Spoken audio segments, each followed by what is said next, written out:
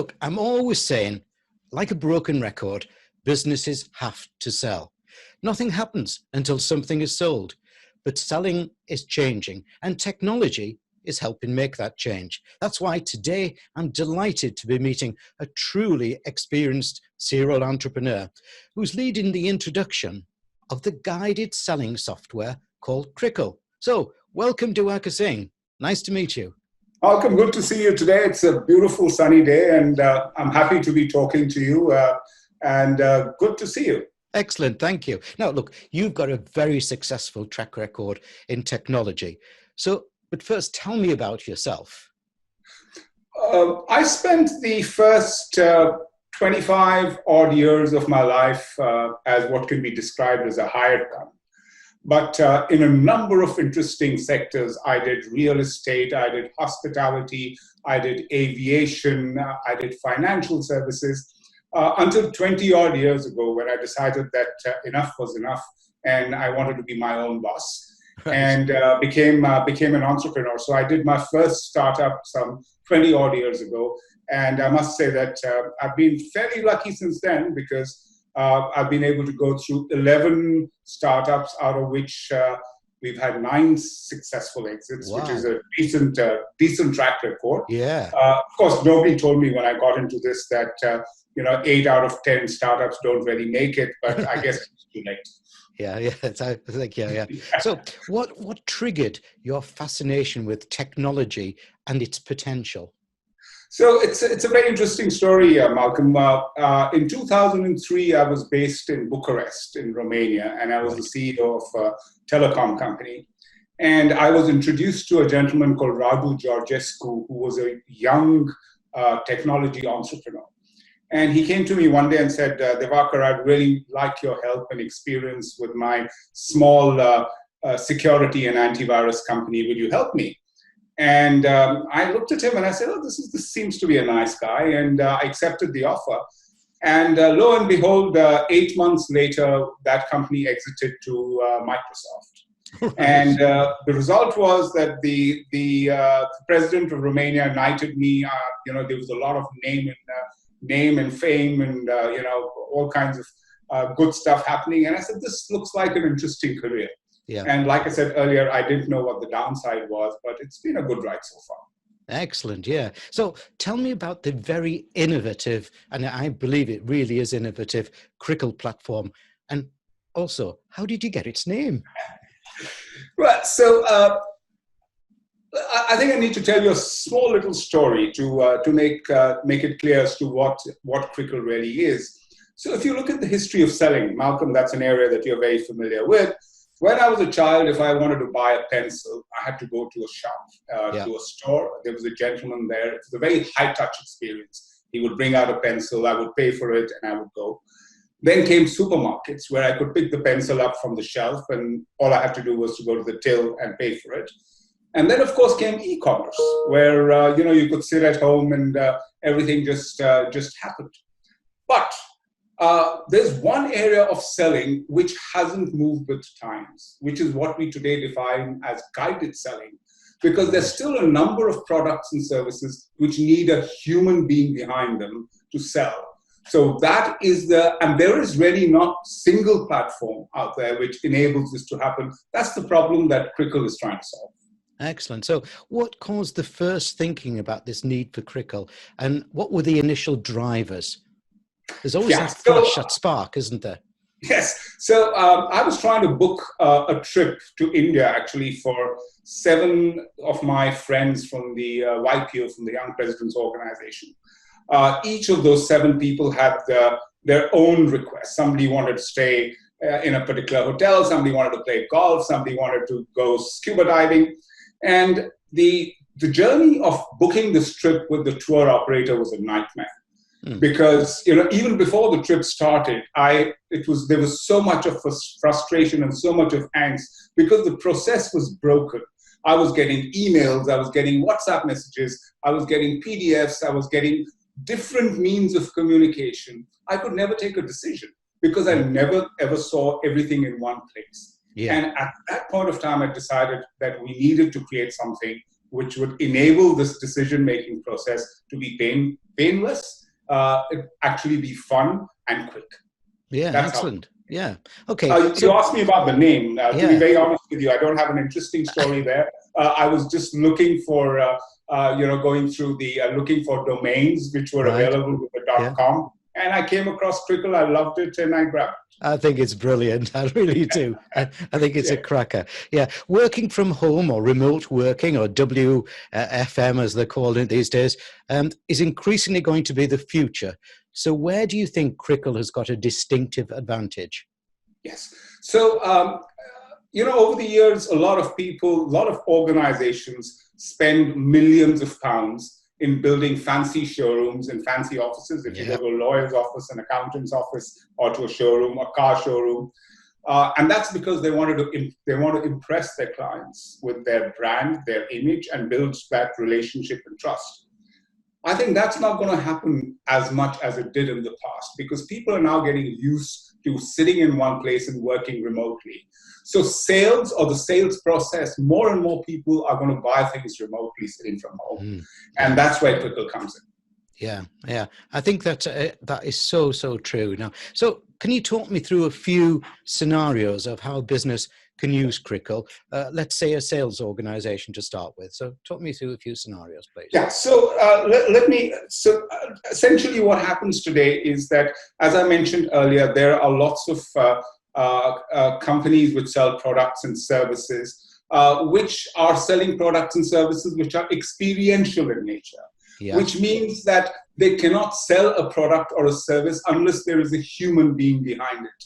Yeah. Now, today they are trying to do this through various means, including using telecommunication, other video conferencing tools, but they do not satisfy their needs either for the branding or satisfy their needs in terms of presenting the product all from one place, right? Yeah. Building that confidence and reducing the sales cycle. So one of the things that companies which sell high value products really suffer from is the long sales cycle, the conversion rates, which are pretty low. I think Crikle handles all those issues, therefore making it profitable for a company to use a tool like Crikle. Yeah, and on a long sales cycle, it can get very tedious, can't it? Yes. It can get very tedious. It can get very expensive. Yes. Because productivity is low, and there's a lot of time wasted. The salesperson time is wasted just chasing people, getting decisions out of them, and people are not able to take a decision because they never see everything in the same time in the same place. Yeah. I really like. I'm thinking a lot about the side issues of Crikle there, because one of the main things that I do is to help people win tenders and contracts, bid for contracts. And that can be a lengthy process, but also it's the process where you win by giving more information, having that information there that the buyer wants.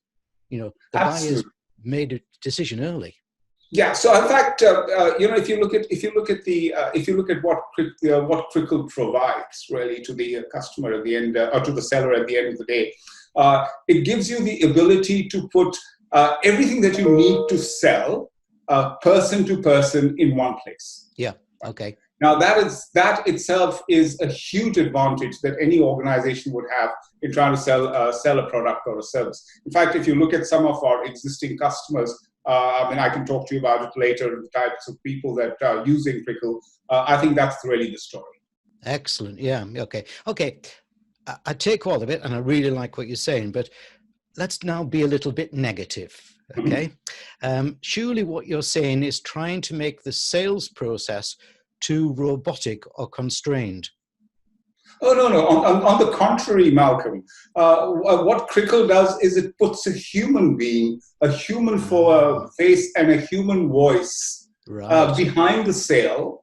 And in fact, the whole concept of guided selling really means that there is a person guiding the buyer through the sales process, even despite the fact that this is being done remotely.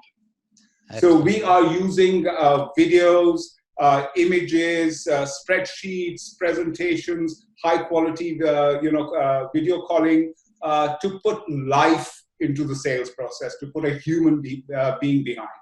Yeah, and I suppose in some way it is removing some of the frailties of a salesperson, because sometimes they don't think fast enough for the buyer.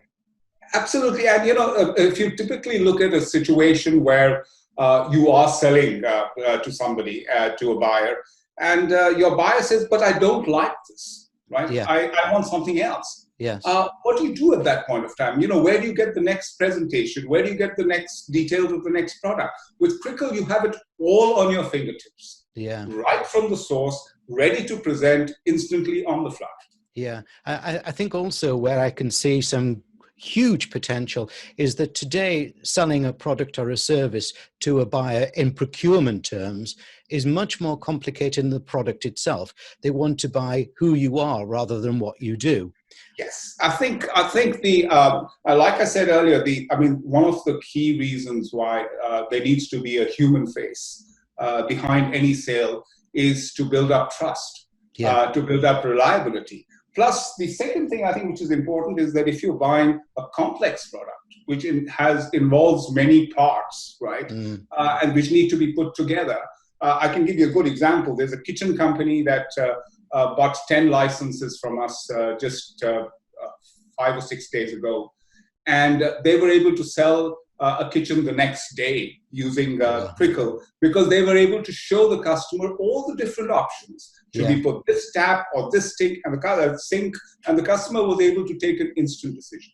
Yeah, yeah. I'm thinking also of a lot more information out today from CIPS, the Chartered Institute of Procurement and Supply, talking about how buyers are now wanting to not lose the impetus on green issues, carbon reduction, and so on, that within the buying circle. And we have a balanced scorecard software to illustrate that, but it's just to illustrate. Crikle seems to me like it can then be evidential. Yes, absolutely. Absolutely. That's what it does. Excellent. Okay. So Crikle is software as a system. How safe is the data? And could a disgruntled employee steal data? Oh, no, absolutely not. So I think, again, here the proof is in the pudding, as they say. But some of our customers already are large international companies who use Crikle to sell proprietary products and share proprietary information. So we have a very rigorous security system, which includes different levels of access, which are very closely monitored and alarmed. Plus, Crikle itself is probably one of the safest communication systems out there, because it's end-to-end encryption.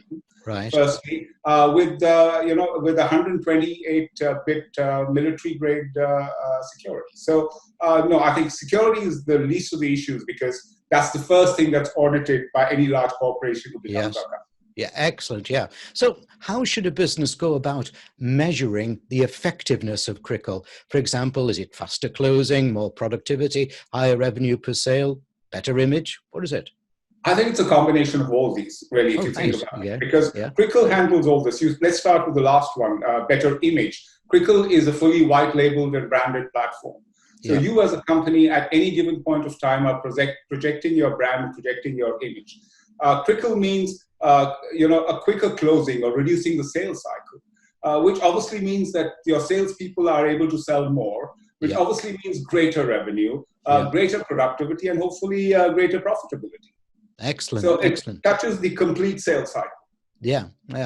I'm getting it really strongly, and I think it's very exciting. So please elaborate on what you think are the 3 top innovative features of Crikle. So I think number 1 is simplicity. We have built a product which is easy to understand, easy to use, and easy to buy. In fact, it's almost a one-touch product. And I think the other interesting thing is that if you look at any product like Crikle out there today, you need to download something or the other. Even if you were using a teleconferencing system like we are using right now, you need to download something. Crikle has nothing to download, right? It is straight after this thing, you press straight out of the box, you press the button, you're ready to go. That's number 1.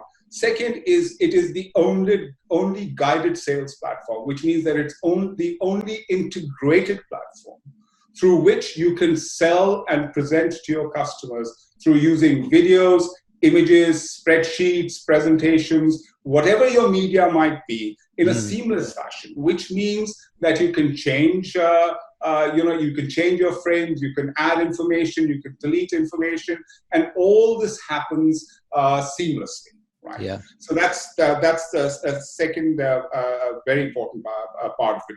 Third most important part of it is that is the ability for you to actually carry your brand. You're always projecting your brand in whatever. So when you're selling on Crikle, people don't see Crikle; they see your brand. It gives them the confidence that this is your platform. It's a trustworthy platform, and therefore they're doing a secure transaction, and it is a very, very secure system. I can see so many opportunities. It's fantastic, you know, but, and I'm not being negative again here, but I think that we're all experiencing the new normal. There's going to have to be a culture change. A lot of salespeople are really struggling with virtual selling. So do you see much need for culture change, training to be able to use Crikle? No, not at all. In fact, the way we, in fact, like I said, one of the things that we are very particular about is that it needs to be a system which is easy to understand and easy to use. That is the mantra for our product development. So I think it would be fair to say that we can literally have a salesperson up and running in less than 15 to 20 minutes. Wow. With the training and with their logos put into place so that they have their own platform. No, it's a very simple system to use. Excellent. I want to go away from Crikle now, if you don't mind, because I am so fascinated about your successful, tremendous history of top-line CEO leadership and executive experience gained over many, many years. I mean, we're both getting that. We've both got that grey bit, haven't we? Do you think today's leaders can learn anything from those, say, 10 or 20 years ago? And if so, what? So I think the first thing is that, Malcolm, technology has overtaken our lives. And I say this even as a technologist, as somebody who's very deep into technology. We keep forgetting that that technology is actually the means to an end. And at both sides of the spectrum, there is an asset called people, right? Yeah. And it is people really who make things happen, including technology. So is there enough of focus on people development, or the same kind of focus on people development as there was 20 years ago? I hear people say that, he's very tech savvy. I hear people say that, he doesn't know how to handle technology. But I don't normally hear about people talking about people, right? Then what is it that people are adding to businesses? So I think to answer your question, I think the first and most important thing is people. That the importance of people in the system and the process. You're right. Yeah, I'm totally with you there. And I think the recent coronavirus and all of that is changing people's attitude quite quickly, or leaders' attitude quite quickly, to understanding that their talent needs to be cared for. Yeah, absolutely. And I think the other thing that, Malcolm, I'd like to talk about here is two more things, if I may talk about here. Do. One is, what drives business today? 20 years or 30 years back, most businesses were built for long-term profitability, for long-term success, and the businesses were driven by the vision of the entrepreneurs. Yeah. Today, I see increasingly that businesses are driven by the vision of the investors, because the investors have a cycle. They want an exit within 5 years or 6 years. So the entire process of what a business means or how a business should be developed has unfortunately changed, right? Yeah. And this has had, I think, a tremendous amount of impact on the type of businesses that we see today. So we're losing a lot of our community and care and that, aren't we? Because we're going for the fast buck. We're going to the fast book, and I think we are forgetting somewhere in that process that experience does have value, right? Yes. Yeah. And therefore, it's not surprising that 8 out of 10 startups today don't make it because there's such a gold rush, right? Yeah. That people forget what the fundamentals are. Yeah. Okay. So look, have you got a personal formula for leadership success? Yes, I do.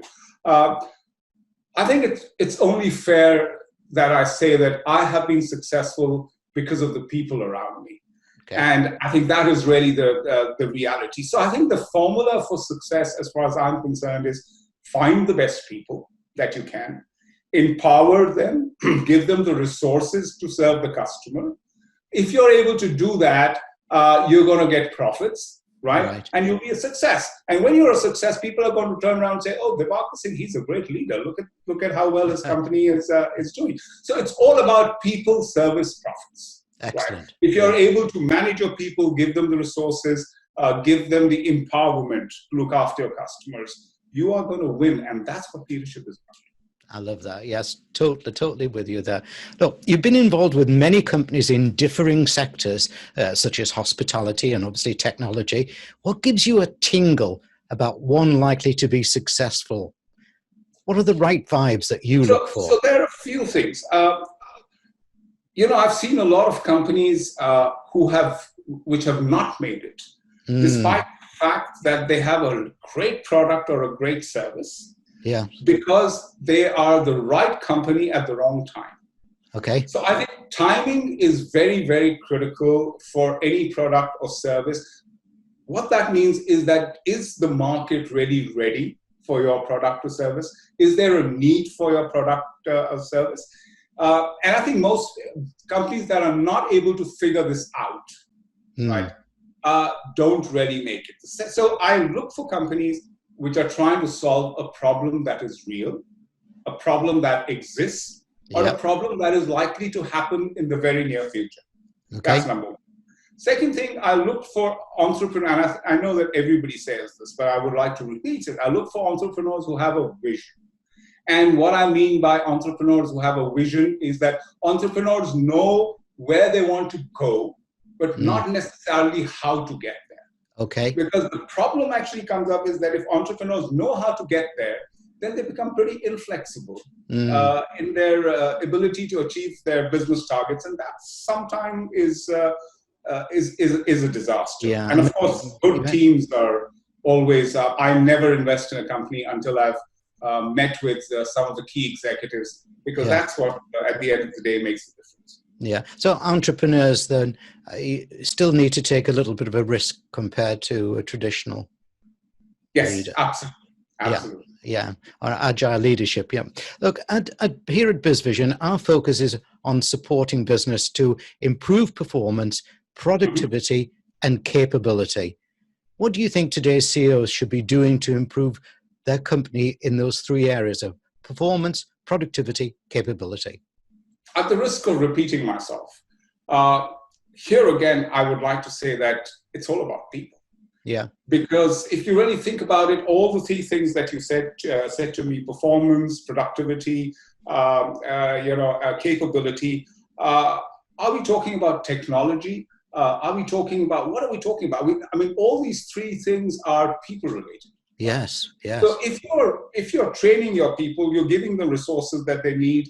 If you're looking after them, most importantly, I think you asked me this question earlier, and I should have said it: is, are we listening? Right. In fact, just to give you a background, yes, are we listening? Yes. And I started my life. My first job was as a journalist, and I used to work for the Chicago Tribune and that. Oh, right. And and I think that's where I learned my greatest skill. Greatest skill, which has helped me through my journey, to listen and to talk, both. Yeah. Right. So, are we listening? I think that is the critical thing. Yeah, it's brilliant that, because recent Gartner research showed that only 15% of CEOs factored in HR or people when they were making a business decision, which is quite frightening, isn't it?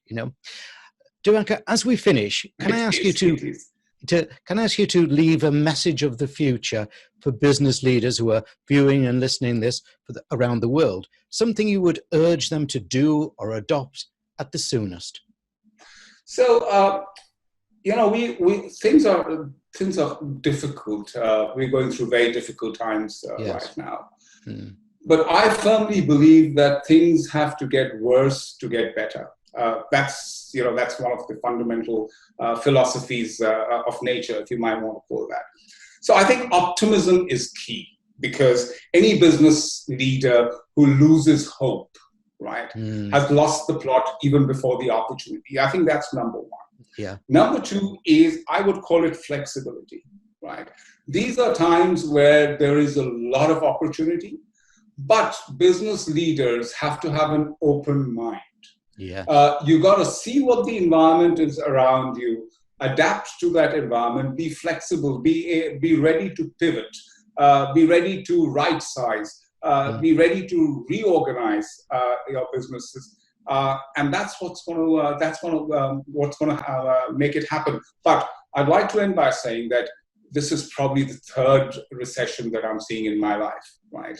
But this too will come to an end, and smart business people just need to be careful. They need to be flexible. They need to retain their talents. They need to retain their good people, and this too shall pass. Yeah, Diwaker Singh, I've loved talking to you, and I'm hopefully that we can talk many times more, because I think you're a real inspiration. And please, everybody watching and viewing, go into, I've got the finger going in the right direction there. Go to crikle.com and find out about this fascinating and really innovative platform.